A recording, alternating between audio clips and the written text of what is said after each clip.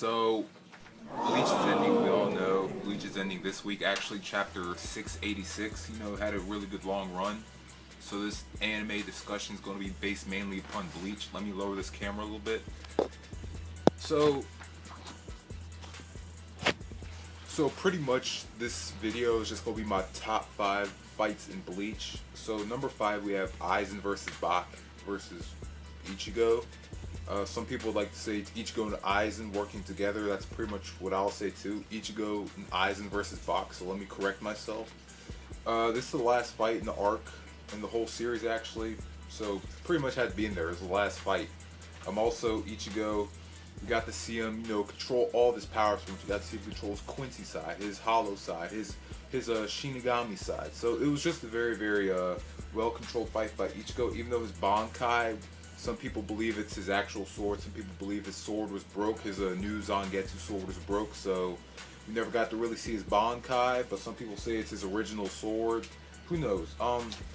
But still, it was very, very. It was the last fight. I think it was underwhelming. I think we should have showed off more powers from Ichigo. Maybe him shoot some Getsuga Tensha bow and arrows. Who knows? But pretty much that's it for number 5. Let me go ahead and do number 4. Number 4. Gremmie versus Zaraki. Yes, this fight once again was from the Quincy Hollow, whatever war you want to call this, the Quincy versus Shinigami war. I guess I'll call it Quincy War arc. Gremmie, his power, it wasn't swords, man. It was pretty nice power. His power was to imagine anything, and it would come to real life. And the weakness that Gremmie had in this fight was he was only a teenager, so his mind wasn't fully developed. And he came across Zaraki. He sensed Zaraki's bloodlust. He was like, holy shit. Gremmie was actually scared for once. Gremmie shit his pants, dude. And it was nice to see someone like Zaraki level that kid. And Gremmie, he has a really, really nice power. If Gremmie was like a bit more mature, I think Gremmie could have won that easily, Or Zaraki would have activated his Bankai, would have got his Bankai earlier, who knows. But once again, a good fight. Number 3, Ichigo versus Aizen. This was the last fight in the Aizen, the Hawako Mundo arc. You know what?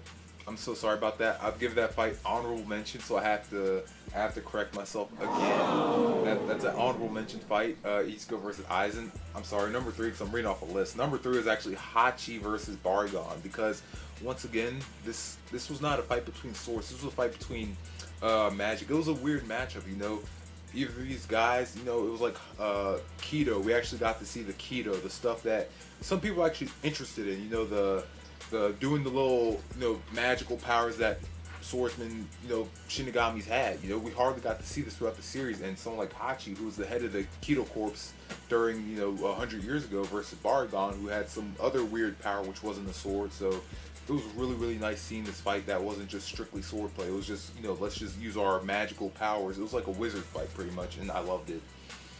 Alright, number 2, Myaree versus Seizo Poyo. So this is one of Myaree's very few fights in the series, but I loved it because we got to see Myaree at his actual full potential. Myaree, the way he fights is like, if he knows like a little bit about your powers, he's gonna study like a freaking college exam. He will find out everything that you could do, every little possibility. He will find a way to counter you.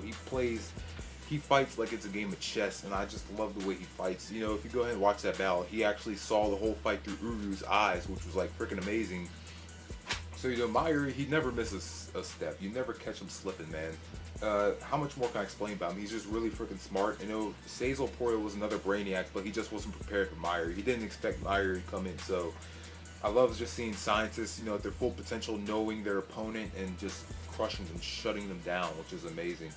Alright, and number 1 is Ichigo versus Byakuya. Yes, this is the fight that got me interested in Bleach. This was the round 3 fight, which Ichigo knew his Bankai at this point, and Byakuya was still looking down on Ichigo, so Ichigo also had to earn his respect and save his friend Rukia.